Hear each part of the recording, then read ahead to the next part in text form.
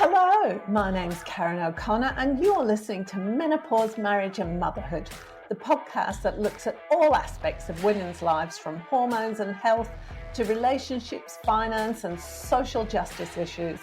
You can connect with me on social media at kareno.mmm. If you enjoy this podcast or podcasts in general and you've been wondering whether you should start your own podcast, head on over to speakuppodcasting.com to find out just how easy and cheap it is to start podcasting. Now let's get right into it. Hello and welcome. I'm here today with Mairi Thompson. Welcome, Mairi.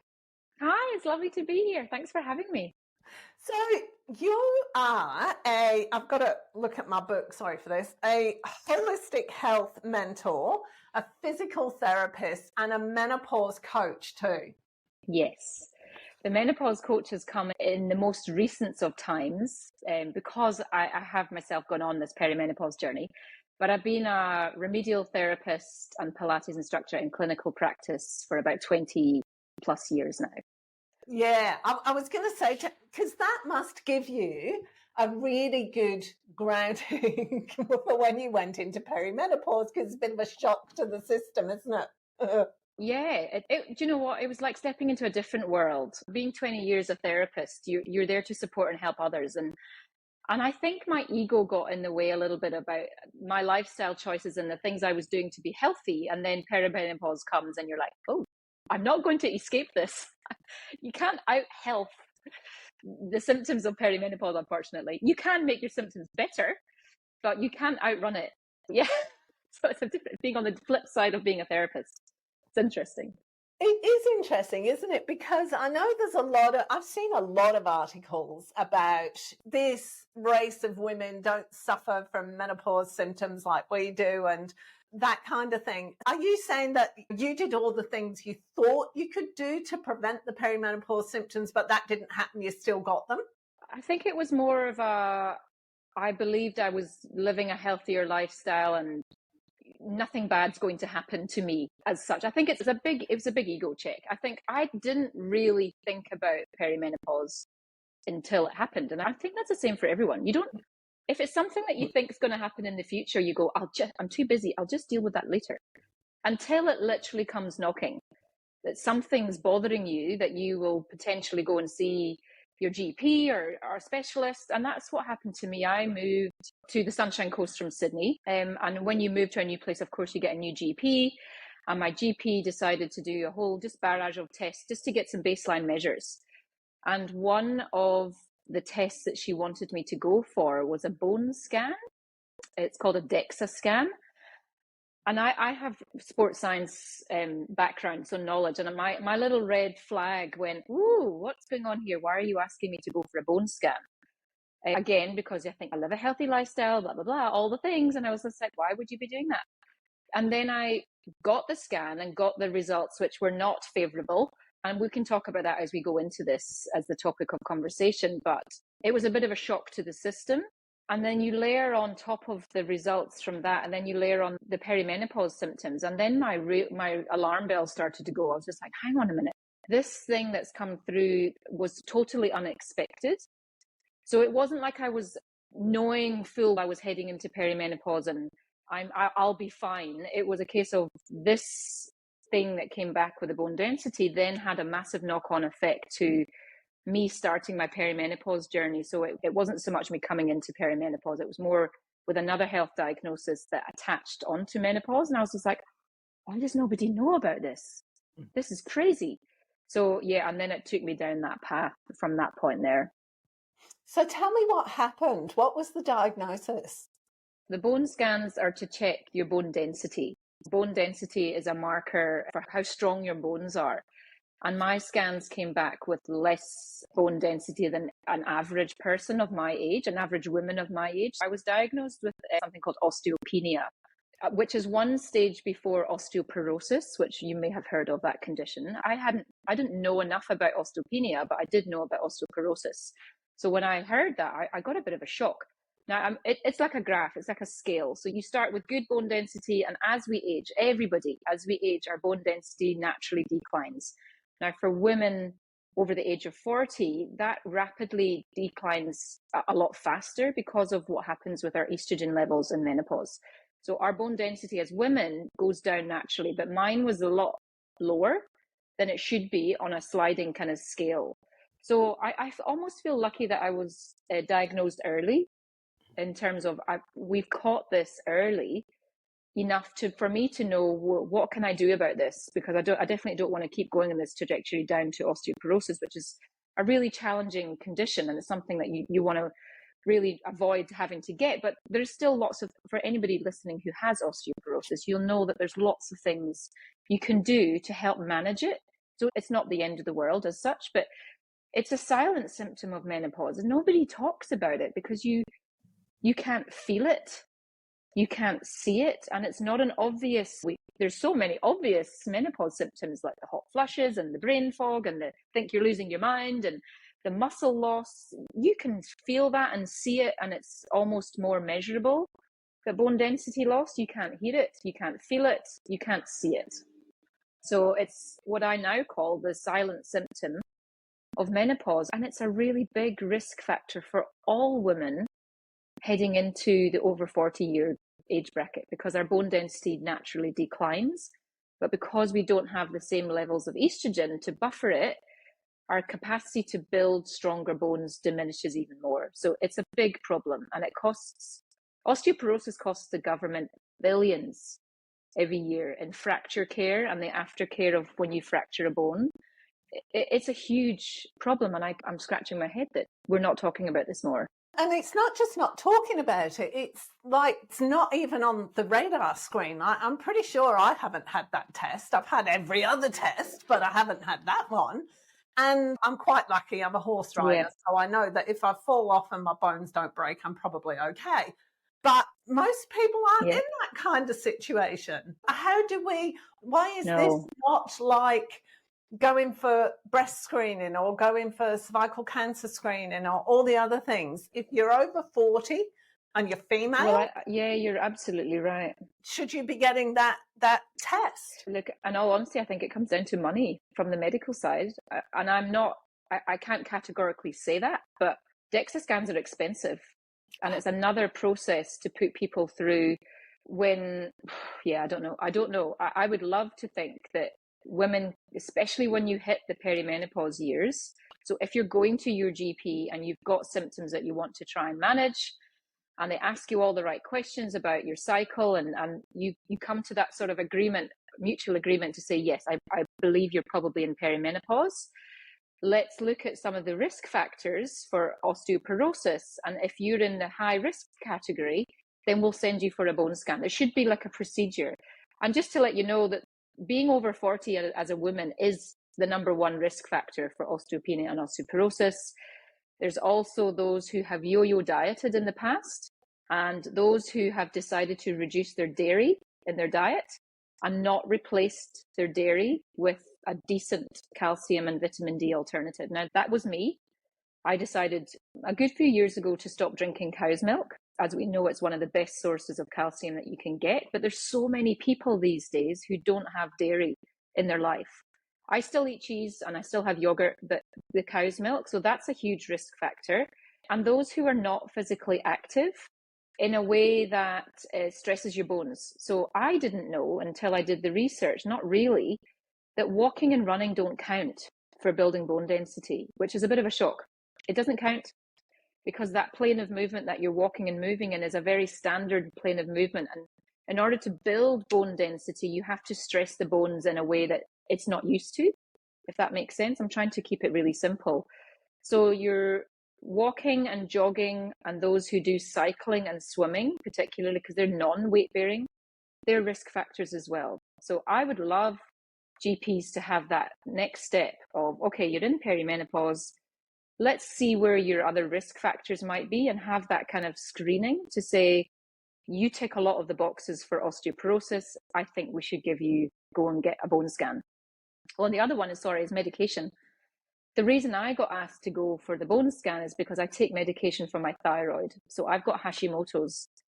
That's a big risk factor as well, because it's about the absorption of calcium, and the thyroid medication kind of messes with that.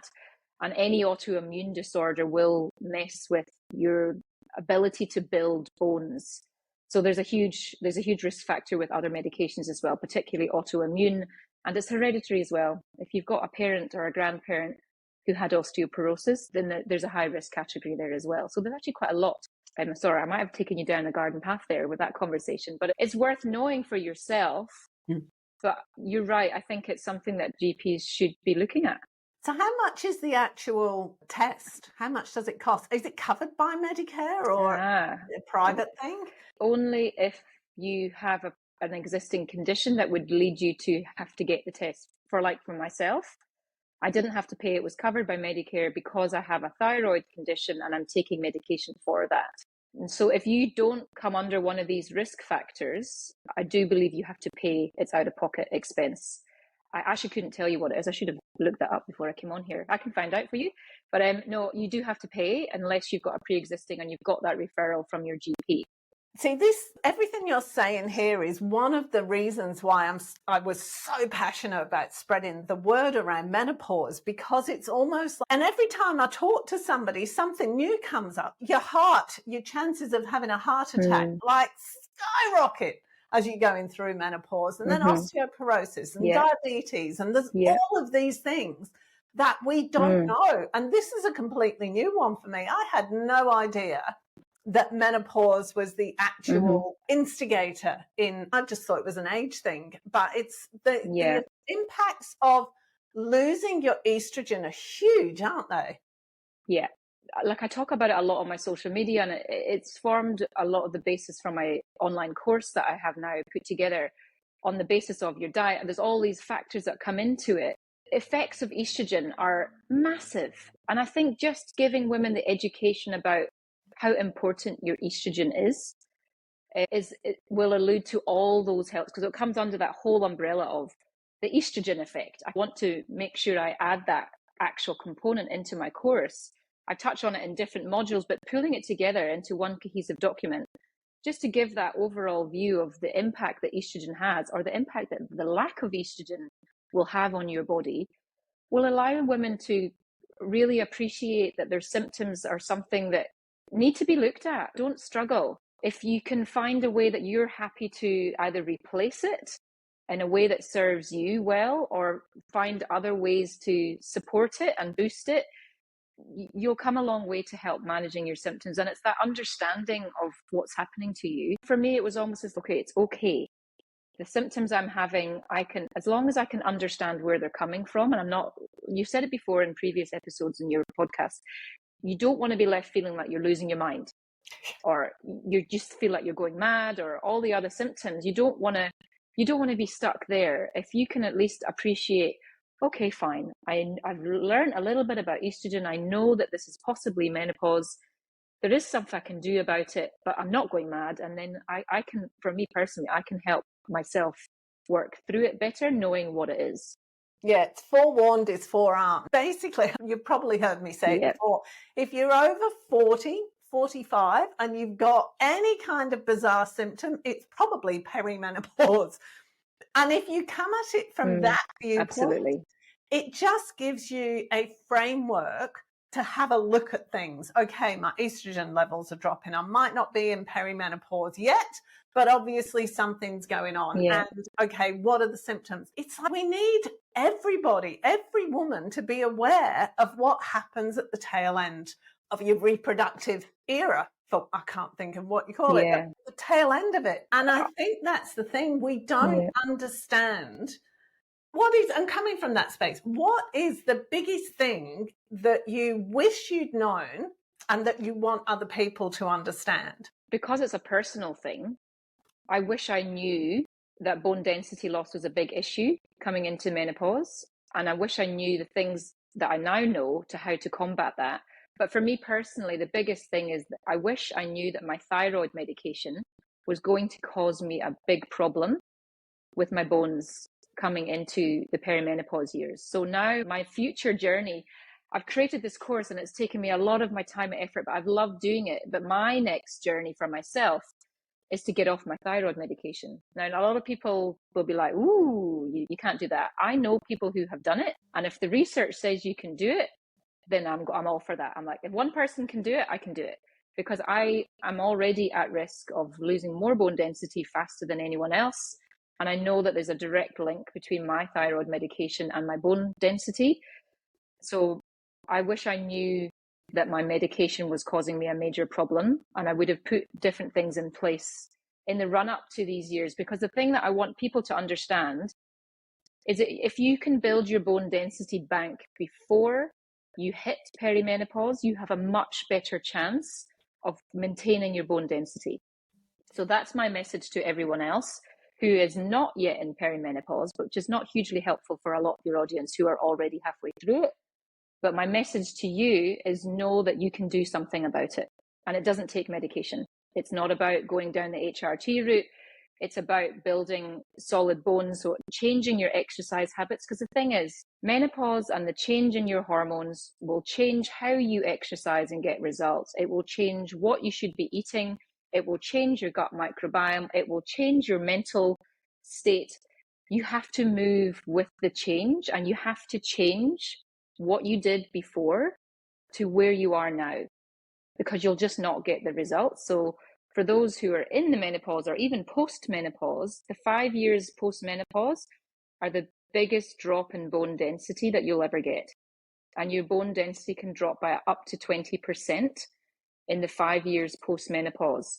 But you can work with that by changing your exercise program. That's why I created this course. I had to work it out for myself, and I'm so grateful that I've got the sports science knowledge that I've had for 20 years to be able to implement it. But change how you exercise, change what you eat, change how you manage stress is the big thing. So yeah, there's lots of take-home messages, but just know you can do something about it.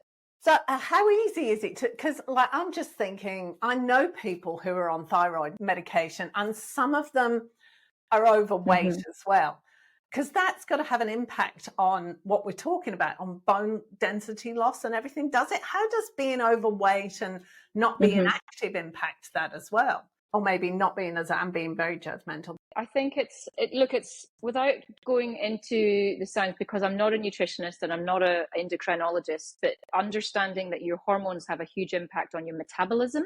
And if you're talking about the menopause space, your metabolism changes because your hormone levels are doing this. Now, if you also have a thyroid condition, for example, that's disrupting your hormone levels as well.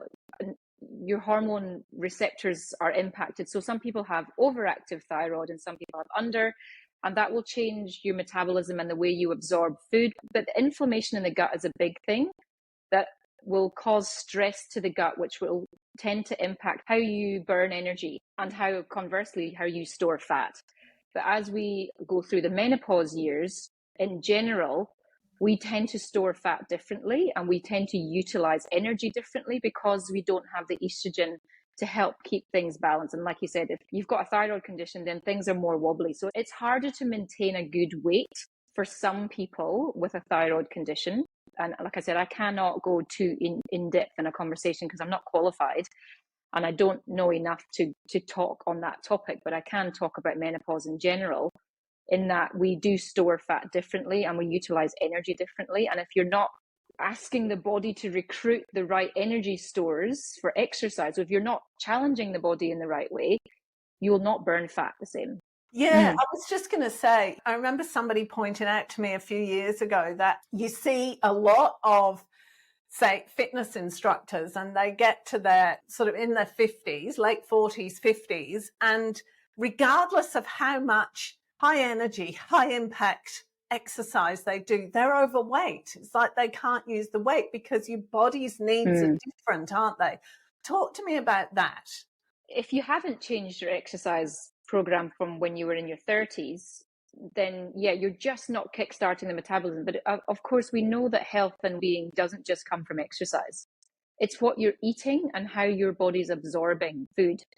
When your body's in a state of heightened inflammation, so your stress levels, so let's pick stress, for example.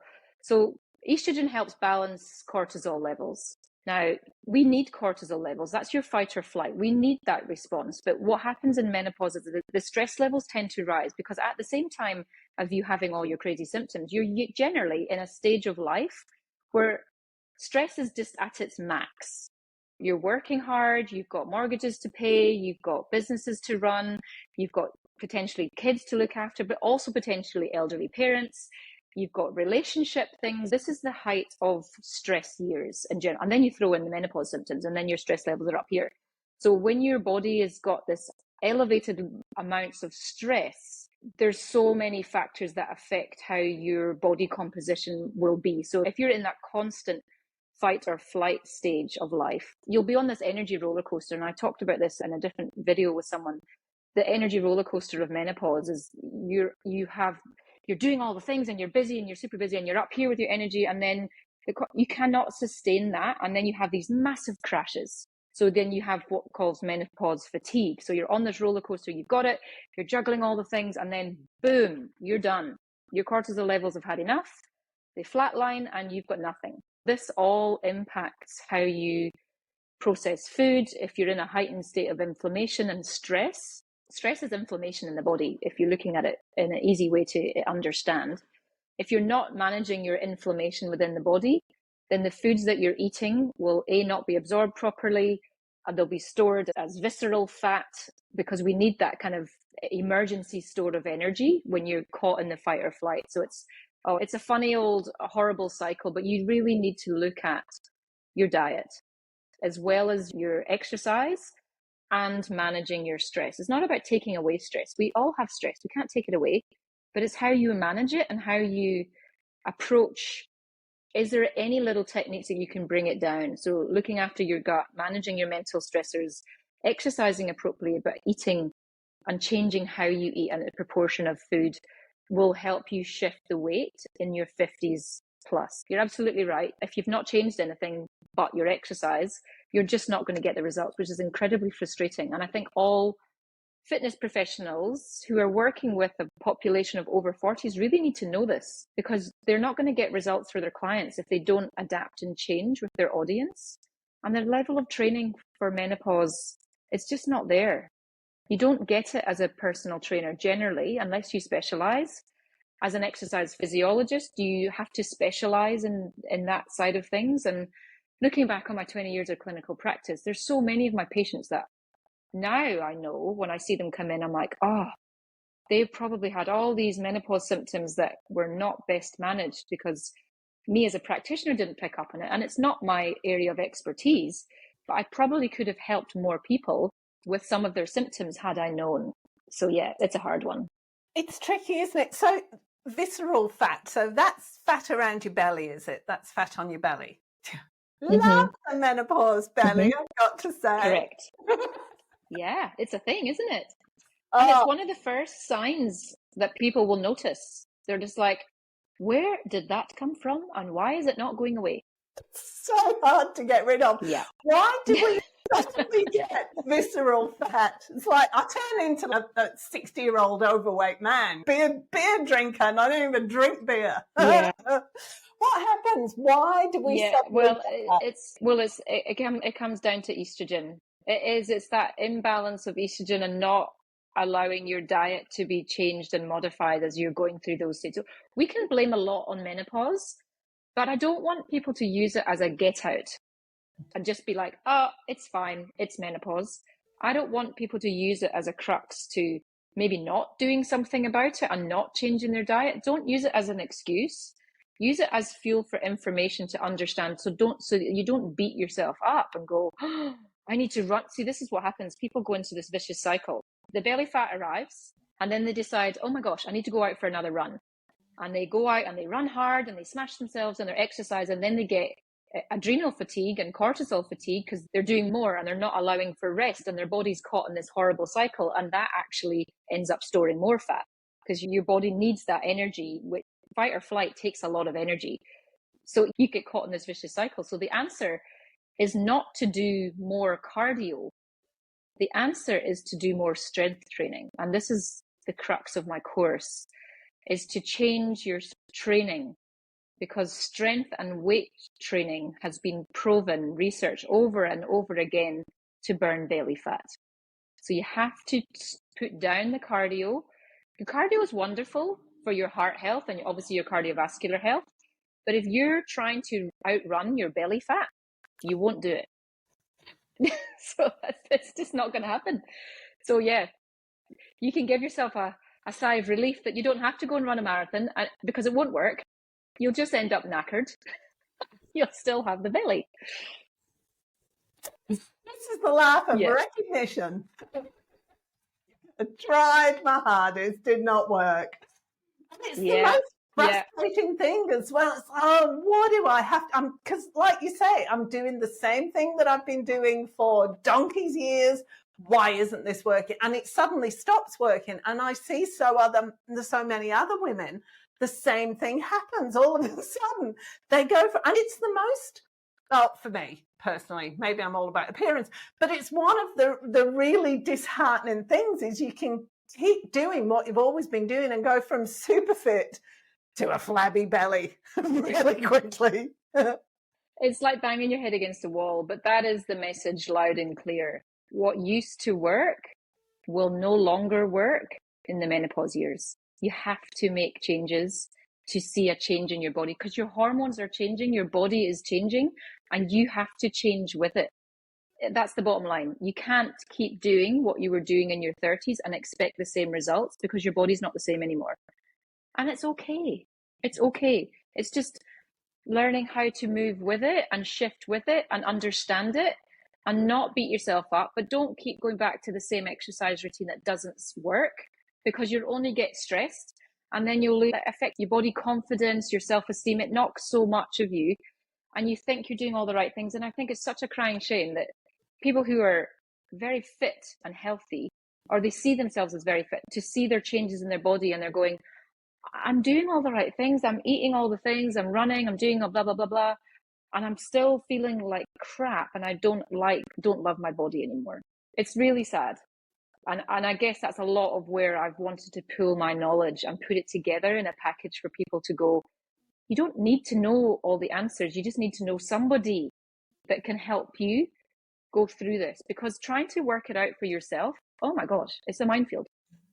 Like trying to work out the foods you're supposed, in general, aren't we always bombarded with, eat this, don't eat that. Next week it's completely reversed. Actually, don't eat that, eat this, do this exercise, eat these, take these vitamins. Oh my gosh.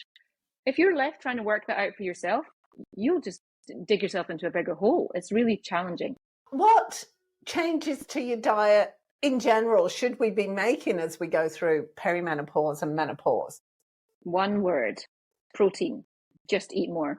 Your body needs it in vast amounts, and because your bone density decreases and your muscle mass decreases with the loss of estrogen, you're never going to overeat protein. Because I've said this to a few of my clients, and they worry about putting on weight. Yeah, good luck. No, protein will not make you put on weight. Not eating enough protein will mean that you're eating more carbs, which will put on weight. So the one key dietary message is eat more protein, especially at breakfast. And if you can make it a savory breakfast, all the better, to fuel you for longer, to sustain you so that you don't have that 11 o'clock crash and then you go and eat the chocolate muffin and then you feel bad about yourself and then you have another one. And yeah, protein, that's it. I want to keep it super simple, because there's so many other dietary things that we need to consider. Everybody's an individual. We've all got intolerances to things and we can't eat this and and I don't want to go there. But as a general rule, just eat more protein. It's really interesting, isn't it? Because as I look back on it now, because I was a swimmer and a runner and everything else, I was the carbohydrate queen till I hit perimenopause. And then I found I just could not tolerate it anymore. And I ended up going keto for a while, which kind of didn't suit me. But that is the kind of style that still does lots of meat, because, yeah, tofu does not work for me, and vegetables. Like that's, and the kids all make fun of me because I, basically my diet, meat and vegetables. Give me meat and veggies with a few carbs thrown in because they're nice. Yeah, I think if you can focus on your distribution on the plate, is to have your, roughly for a woman over 40, depending on your weight, it's all depending on your weight if you're getting into the nutrition of it, about 20 grams of protein, and then build your plate around that. But it doesn't have to be meat. If you're vegetarian, you can have your eggs, you can have your cheese, you can have lentils, chickpeas. There's so many vegetarian options and vegan options if you're not on the dairy side of things either, that you can build your meal around. Like eggs in the morning are great. It's such a great way to start the day. But again, if you're vegan, then you'll have to find another way of doing it. And it's not always about not focusing on one type of protein. So if you end up looking at this big steak going, I've got to eat that, don't look at it like that. Look at it as a small piece of meat with some nut sprinkles on top in your salad. So there's a bit of protein from the seeds, and then have a bit of halloumi cheese or something in it. Take your protein from lots of different places, and that'll build your meal. And have a dressing that's got natural yogurt. So there's healthy fats and there's calcium, but it's also protein. So it doesn't seem so overwhelming. I think when people say protein, the first thing they think of is, oh my gosh, I'm going to have to eat more meat, but I can't do that because I don't eat meat. You don't have to. And I love a protein smoothie. They're so handy and an easy way to get it in, but just allowing yourself, and it doesn't have to happen overnight. It's not like I'm expecting people after hearing this to suddenly double their protein intake. You're going to have to allow your body to adjust and change because your gut will need to manage it better, but your energy levels will go through the roof. You won't have as many aches and pains if you are doing the weight training. Protein will help resynthesize your muscle, and then you will start to build lovely shaped, toned muscles, because we know what it's like to lose the muscle tone in the menopause years as well. But if you're eating the right things and doing the right strength training, then you will actually see those changes and results, and that's a happy place to be. Going into the technicalities, why is it that we need more protein? Basically, because estrogen is a builder for muscles. So when you don't have estrogen helps you build muscle mass. And it's all to do with the chemical compounds of how your muscles contract and relax. But estrogen is needed, is necessary to build muscle mass. And when you don't have estrogen, your muscle mass just goes down. And the one thing that you have to refuel your body with is protein to build muscles. You see those little old ladies as they get older, and they're very frail and they're very thin, and there's no muscle tone on them whatsoever. So it's a combination. So yeah, estrogen is a major driver for muscle mass. And when it's gone, so is your muscles. So you have to almost double the protein intake to what you were doing before to counterbalance. So that's what I mean, is you're not going to put on weight. If your estrogen levels have gone down so much, if all you're doing is eating enough protein to bring it back to equilibrium so that you're actually on par, then you'll maintain your weight, but you'll also maintain your muscle tone. And muscles and bones go together. So bone strength requires estrogen, but it also requires strong muscles as well to build bones. So it goes hand in hand. That blooming estrogen effect again. But I think it's quite right what you said, that, and this is the whole point of this podcast, like, to me, it's not about sinking into a depression and going, oh, I can't do anything about it. It's about getting knowledge and minimizing the impacts and maximizing the potential for this not having an impact. Do you know what I mean? I do know what you mean, though. Allowing women to understand that this time of life is a time to pause, menopause. We pause, reflect, recalibrate, so rejig things, and then just step into yourself. Embrace it. It's a time to step into your power. It's a powerful stage. Women are powerful. We're intuitive. We know ourselves. And these are the years where you really get to know yourself and then just own it. But you've got to have strength of body and mind to allow yourself to get to that point. So I just think it's a great stage of life. If you can, like you said, arm yourself with knowledge, acceptance of yourself. So don't beat yourself. Self-compassion is a big thing. We just lack in that. We just run out of it. By the time it gets to us, we give it to everybody else. Compassion and empathy and care. But when it comes to self-compassion, we just run out of steam when it comes to ourselves. And we need to stop doing that. But just allowing yourself to step into yourself, accepting that this is a phase in life. It's not the doom and gloom be all. It's not the end of the world. It's another phase of your life. But you have to learn to move with it and your shifting hormones, or you're going to be left behind. It's just, empowering yourself with knowledge. Yeah, I think that's the thing. As you were talking, there's nothing wrong. I think this is about coming from that space. There's nothing wrong. Mm-mm. It's just that some things are different and we have to adapt and deal with the differences. It's if the weather's 40 degrees, you wear completely different clothes to if the weather's 10 degrees, because there's a different set of requirements. There's nothing wrong, and we might not like being in 10 degrees or 40 degrees. It's just, that's the what's, and we just need to deal with it from a different space. And I think coming at things from the space of there's nothing wrong, it's just different, that is probably key. And that's what you're saying as well, isn't it? Yeah, absolutely. Yeah, there's absolutely nothing wrong. We're hormonal creatures. Women, we're in a cyclical pattern all our lives. And I think not being able to, and that's another thing, being able to understand your cycles and the seasons of your life and embracing them.